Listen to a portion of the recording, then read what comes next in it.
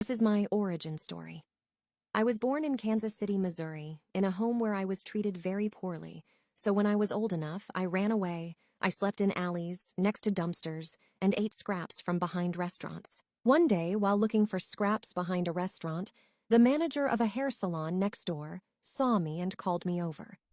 She was very kind and really seemed to want to help.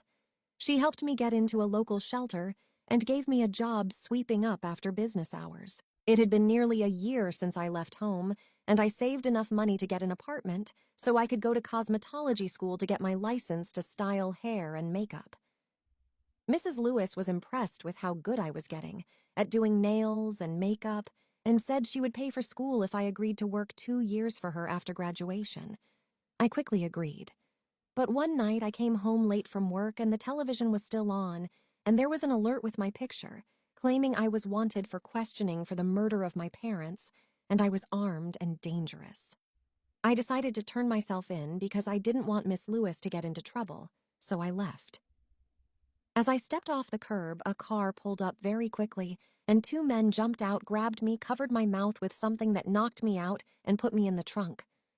I woke up a few hours later laying in a lane of a road in the middle of nowhere. Now it looked like someone wanted me dead too. That's the end of part 1.